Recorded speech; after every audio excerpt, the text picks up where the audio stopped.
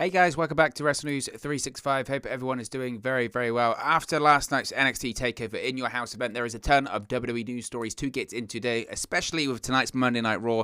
Sunday's Hell in a Cell event. There's so much going on in the world of World Wrestling Entertainment. So let's kick off talking about Samoa Joe, because Samoa Joe is certainly the talk of social media and the pro wrestling world right now, because it looks like he could be set for that return that we spoke about previously to NXT. Now, of course, Samoa Joe was among the many names released by WWE back in April. He was let go by the company back in April of this year, alongside names such as Mickie James, Billie Kay, Peyton Royce, and others, as part of those budget cuts after WrestleMania this year. But over the past few days, many reports have begun to emerge stating that Samoa Joe could indeed be returning to the company sooner rather than later on the Black and Gold brand of NXT. Now, according to Fightful, this was Fightful Select, their Patreon service, be sure to check that out and subscribe. Samoa Joe was indeed spotted at the WWE Performance Center last week. Now, at the time, the reason behind Joe being at the Performance Center was unknown. Not many people realized why he was there. Certainly, the talk amongst talent was that WWE officials wanted to bring Joe back to the company to work on NXT. Now, there has now been more discussion, reportedly, about Joe's position should he come back to WWE, specifically for NXT, and why he's being lined up for a specific role in terms of NXT television. Now, more reports have emerged that suggest Samoa Joe is in line for an on-screen authority figure role with the brand. During last night's NXT TakeOver in Your House event, it was suggested by William Regal to close the show that he may be looking to wrap up his position as general manager for NXT, especially when he said, quote, "It's time for a change in the closing moments." It was a very unique ending to the show. We spoke about it in depth in last night's post-show, so be sure to check that out on the channel. But according to Dave Meltzer, this could signal the return of Samoa Joe stepping in to take over as NXT's latest authority figure position.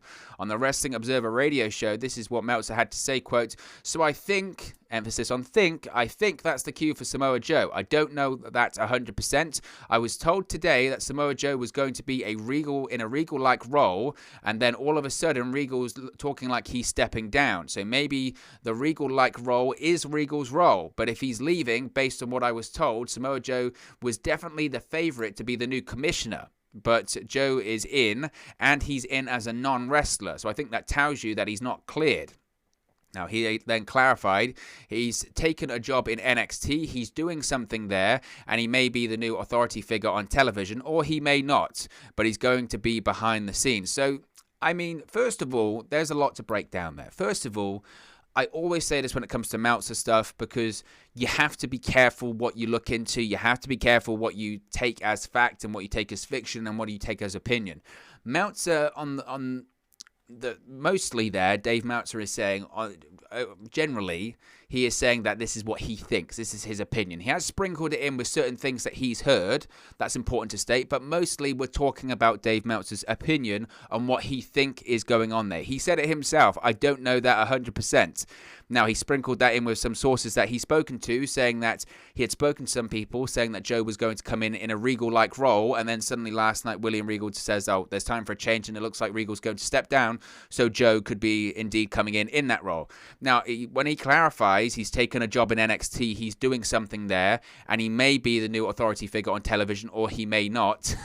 It's not much of a story there. That is as good as what I said last night. That's as good as what they probably said on the Fightful stream last night. That's as good as they said on any other streams that they did. Solo Monster, all of those great guys, Cultaholic, What Culture Pro Wrestling, whatever they've done, whatever they've said, and they say, I think Samoa Joe's going to come in, that's just as valid, because Dave Meltzer is just telling you what he thinks. He's trying to guess here. He's trying to, like you or I, like me watching that video last night, like you watching the show last night, he's trying to predict as to what is going to happen in the future when it comes to this William Regal storyline, specifically with Samoa Joe. He says that he thinks Samoa Joe is going to come in and be the new commissioner of NXT. Now, when he's saying that he's been told that Joe's coming in terms of a Regal-like position, that's more factually accurate. That's more actual reporting. Those are facts or details coming from his sources.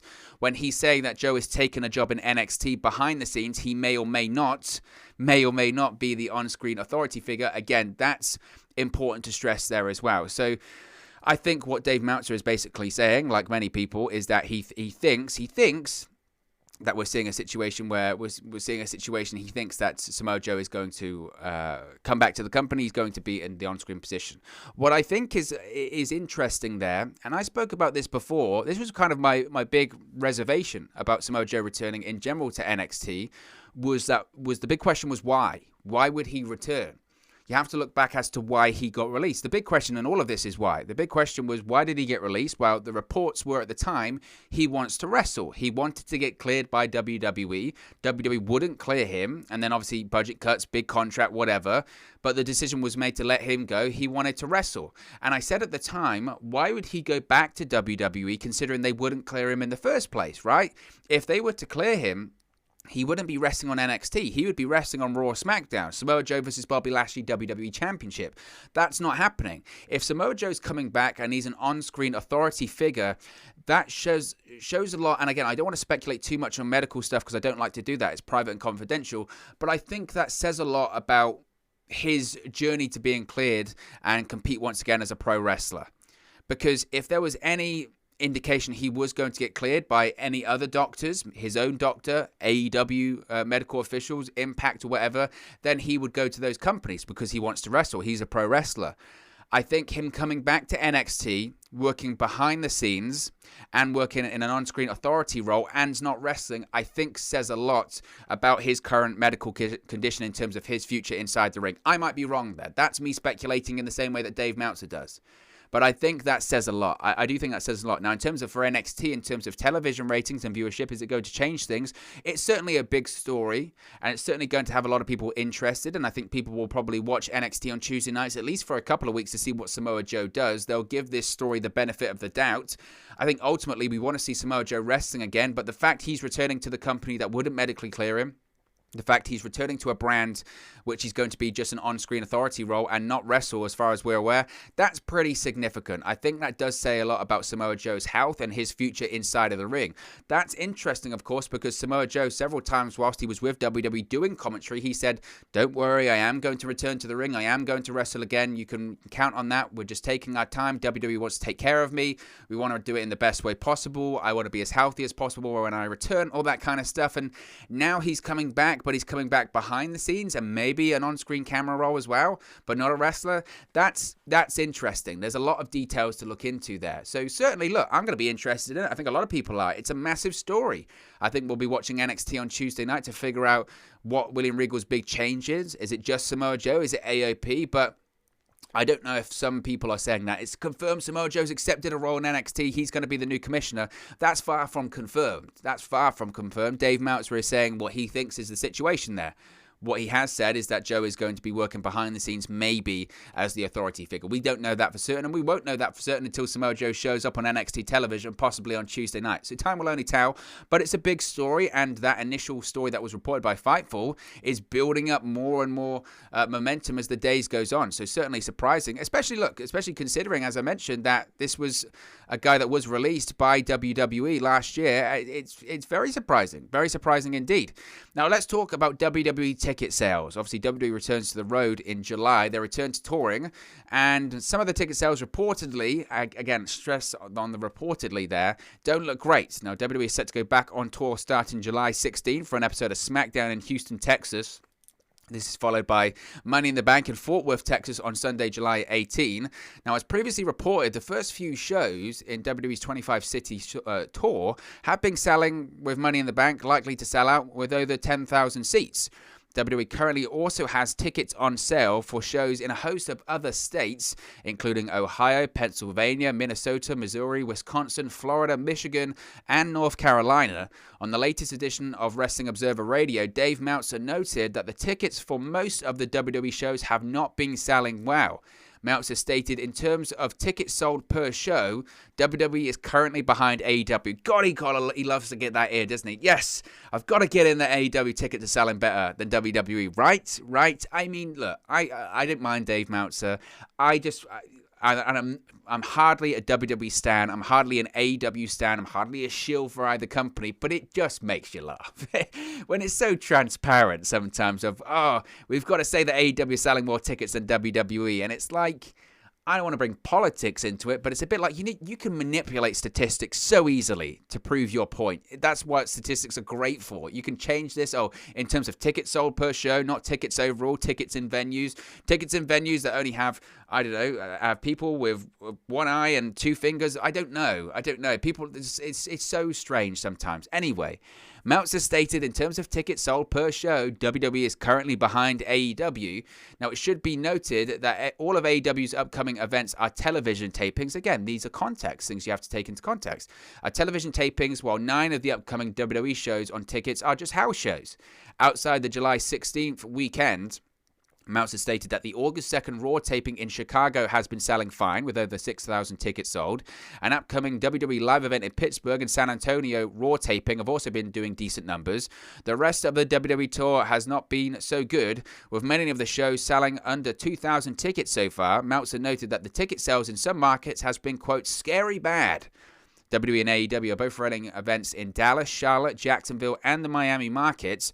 WWE is way ahead of AEW in Dallas. However, Meltzer stated that AEW is ahead of WWE in Miami and Charlotte. While AEW is ahead of WWE in Miami, Meltzer noted that both companies weren't doing well in that market. Meltzer added that AEW is about even with ticket sales where they were before the pandemic, while WWE is down. In the first quarter of 2020, before the pandemic, WWE was averaging 6,300 fans per show, and they are currently at under half that number. Again, I don't want to delve into this one too much because I think there's so many ways to look at this, and I think sometimes, certainly in these stories, you can take them way out of context, and I think some of these are. The headline is, and the thing that gets people talking, is that AEW is selling more tickets than WWE in certain markets. That's why this story has been reported. That's why it's been put out there, because it gets people talking, it gets people riled up, and controversy creates cash, as Eric Bischoff would say. In reality, the real story is here, AEW in certain places is doing better. WWE in certain places is doing better. WWE, they're doing house shows and television tapings. AEW are just doing television tapings. So, of course, they would sell better. Certain markets, WWE is doing great. Certain markets, AEW is doing great. Certain markets, they're both not doing great. This is the world of pro wrestling. This is the world of tickets. Sometimes certain markets start slow. Certain events start slow. They build up over time as you get closer to them. I mean, some of these events are a month away. Some of these events are even further away once you're talking about August. So time will tell as to how much of a success this is. I guess the big story could be that WWE is averaging 6,300 fans per show prior to the pandemic, and now they're about half that number. That's significant. But also, they're running house shows, which is frankly surprising, because why would they run house shows coming out of the pandemic? Is really, I mean, they must have done their market research, but really, is the demand there to be doing all of these live shows at the moment? I know people want to get out there and go back out into the world and get vaccinated and all that kind of stuff, but frankly, we don't know what demand is there at the moment. This whole 25 city tour is a bit of a test. The live event business was dying anyway prior to the pandemic. Who's to say there is one to go back to when it comes to house shows? We don't know. So, again, I think that's the biggest story here, is that in terms of the house shows, maybe they're not selling well. Why? Because they're house shows. House shows were dying anyway prior to the pandemic, certainly afterwards. So, obviously, the big headline that will grab people's attention is AEW selling more tickets. In reality, it's just different states, different venues, different types of tapings. That's it. But obviously, that's not as showbiz of a story to tell, unfortunately. Speaking of stories that I find quite bizarre, frankly, is this story about Vince McMahon and Roman Reigns. Vince McMahon, reportedly, the WWE chairman, wants to protect the Universal Champion Roman Reigns, quotes, at all costs. A WWE source recently shared an interesting story with WrestlingNews.co, about how Vince McMahon wants to present Roman Reigns in front of the WWE Universe. Fans must have noticed that Reigns is being presented as a dominant champion instead of a cowardly villain who gets beaten up by the babyface. The reason for this is that Vince McMahon is booking Reigns in this manner, reportedly because WWE wants to groom him as a big star before his eventual match with The Rock. This is what the story had to say. Also, we were told that the reason why Reigns is booked so dominant in his feuds is because of the feeling that he needs to be booked this way for when he wrestles The Rock. Vince doesn't want to portray Roman as a cowardly heel who gets his ass kicked 50% of the time. He's the guy who will carry the company for the next few years, and Vince sees him as his top priority. Protect Roman at all costs.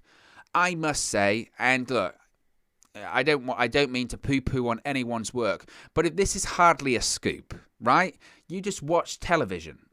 Watch television. You would see Vince McMahon protects Roman Reigns at all costs. How did I figure that out? Oh, maybe the fact he hasn't lost since August. Maybe the fact since he came back, he hasn't been pinned. He hasn't been submitted. The only loss he's had is in a tag team match, and he didn't take the fall. Roman Reigns is undefeated since he's returned.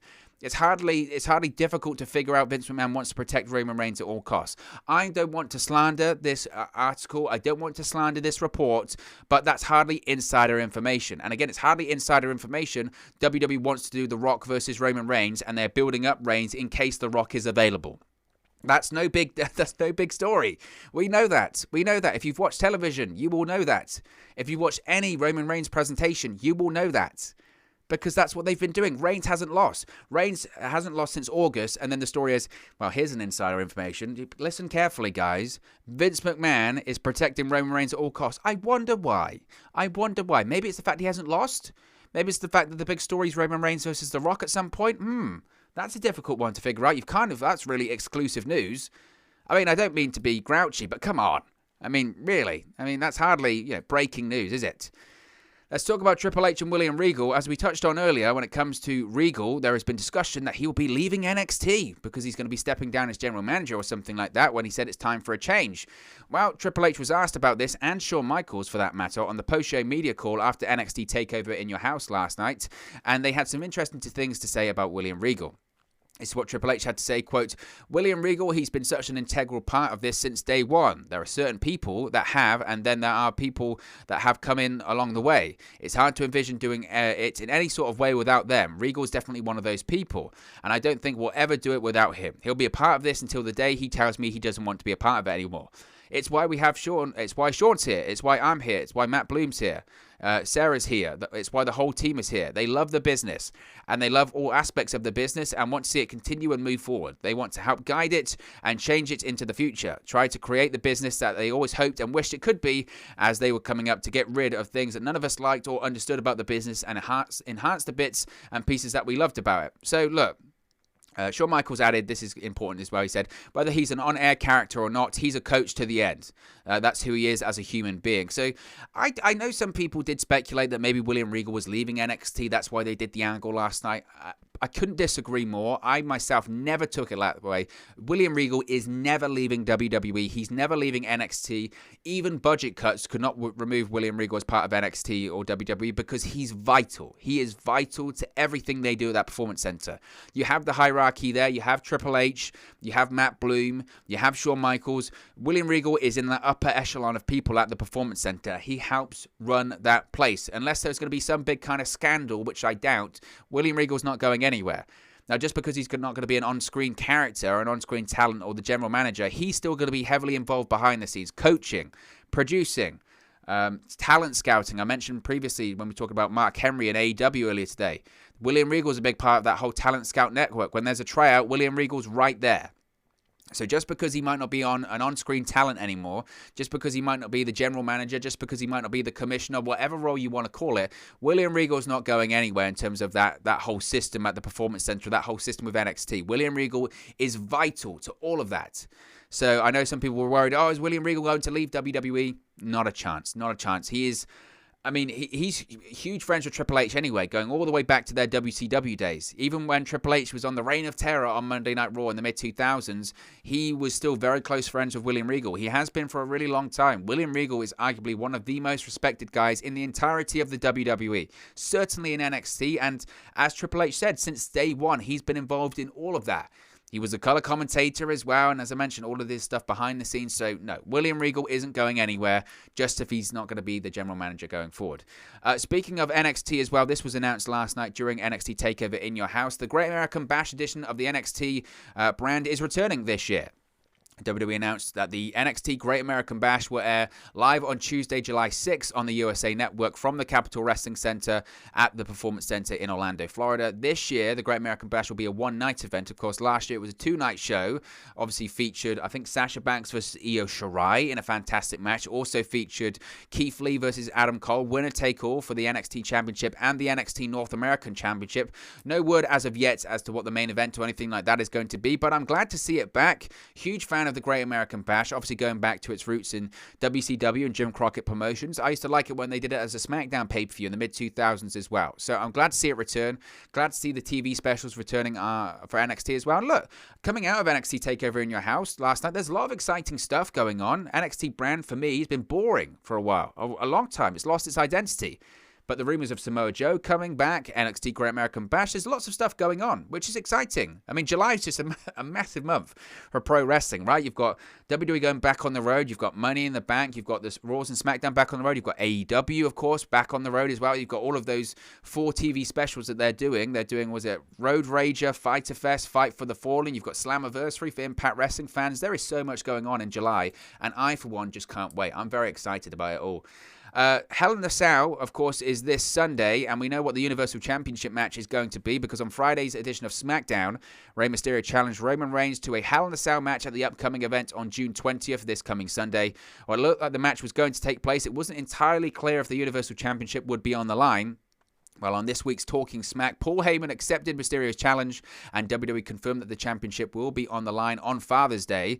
This is what Heyman had to say, quote, "I get this story. I want to see it go down. As special counsel to the Tribal Chief, the Universal Heavyweight Champion Roman Reigns, I, Paul Heyman, hereby inform the public that I'm authorized to accept Rey Mysterio's challenge against Roman Reigns inside Hell in a Cell." And that's bad news for Rey Mysterio, because you're not stepping into Hell in a Cell with just a defending champion. You're stepping into Hell in a Cell against the monarch of the mat, the gracious god of the grappling game, the tastemaker of the island of relevancy, the savage Samoan sadist, the devil himself inside Hell in a Cell. You're stepping into the demonic structure with Roman Reigns. Isn't Paul Heyman just such a great promo? Just some of those lines. Paul Heyman's not been, that's not been written for Paul Heyman or anything like that. So Hell in a Cell is going to be Reigns versus Mysterio. Again, like I said before when this was broken by Dave Meltzer last week, find it surprising. The reason I find it surprising is I felt the story was Reigns and Jimmy Uso. Maybe they're saving that for a live crowd, I suppose. You could do that at Money in the Bank, and maybe this is kind of placeholder. This whole issue with Reigns and Mysterio does feel kind of forced in that last week Reigns just beat the hell out of his son. So I'm going to challenge you for the Universal Championship. It's like Brock Lesnar all over again. Brock Lesnar beats up Dominic Mysterio. Rey Mysterio goes after the Universal Championship. Roman Reigns goes after Dominic Mysterio. He gets a Universal Championship shot, does Rey Mysterio. Lucky guy. Who knew that having your son beat up could get you so many championship opportunities? But look, the match should be great. I can't recall. I mean, I might be wrong. I can't recall a time they went one-on-one in a match before. So Rey Mysterio can still go. Reigns is just, everything about Roman Reigns is fantastic. Everything about Reigns on SmackDown right now is fantastic. So I'm looking forward to it. It should be a great match and taking place on Father's Day as well. Again, that does make sense. That's a good story point right there. So I don't have an issue with that. Smackdown rating, speaking of Reigns and Rey Mysterio, Friday SmackDown drew an average of 1.853 million viewers in the overnight ratings, according to Spoiler TV. Hour 1 drew 1.899 million viewers, and Hour 2 went down to 1.806 million viewers. SmackDown also drew an average of a 0.4 rating in the 18 to 49 demographic, which was tied number 1 for the night. This is up 3.4% from last week's SmackDown overnight ratings, which drew an average of 1.792 million viewers with a 0.50 rating in the 18 to 49 demographic. So the 18 to 49 demographic has gone down by 0.1. The overall viewership is a bit up. I don't think Fox still will be completely thrilled by these numbers. Again, it kind of feels like at the moment with WWE, it's just we'll get to July. Let's just get till July, right? It feels like everything with the ratings, with the creative, with all of this stuff. Let's just get to July. Once we get to July, we can focus on everything else. Don't worry, the ratings will pick up, the quality will pick up, the fans will pick up. We're all waiting for July. But the problem is they do this every year. They did it in 2019. Wait till SmackDown gets on Fox. Wait till Raw has its premiere. Don't worry, it'll get better then. Last year, wait until we get to the Thunderdome. We get to the Thunderdome, everything's going to change. Ratings will go up, quality will go up. And again, a year later, wait until we go on tour. We're always waiting for something. We're always waiting for something. Why can't we have something good right now? Wait until July. Wait until SummerSlam. It's always waiting for something, right? I don't know. It always feels like there's always an excuse. Speaking of SummerSlam, finally, John Cena has commented on a possible return at the event. John Cena spoke with Tara Hitchcock to promote the upcoming F9 The Fast Saga film, which releases on June 25th. During the conversation, Cena was asked what he'll be doing on August 21st, the date of SummerSlam. This is what John Cena said, quote, "Hopefully enjoying the summer. I don't know." Hitchcock followed that up if he would be in Las Vegas, of course, the site of SummerSlam. Cena then asked what was in Vegas, in which she directly mentioned SummerSlam. The WWE superstar laughed and gave her props for how she initially posed the question. As it was previously widely reported at this point, WWE officials are reportedly looking to make this year's SummerSlam as big as WrestleMania, or their WrestleMania for this year, with a rumored main event between Universal Champion Roman Reigns and John Cena. Of course, WWE is looking to fill Allegiant Stadium, expandable up to 70,000 or 72,000 for the pay-per-view, as the show is going to be held at full capacity. So John Cena's playing stum when it comes to what happens with SummerSlam. I think most people, myself included, expect to see Cena there facing off against Roman Reigns in what promises to be just one of the biggest main events that WWE has done in a really, really long time. And I, for one, cannot wait to see it. But look, guys, as always, this is just one man's opinion. What are your thoughts on all of the WWE news stories we've spoken about today? Let me know your thoughts in the comment section below. I'll do my best to respond and reply to all of your comments. Really enjoy interacting with you guys, talking about WWE, AEW, Impact Wrestling, New Japan Pro Wrestling, all things pro wrestling here on the channel. So be sure to get involved in the community, drop a comment below. All opinions are welcome.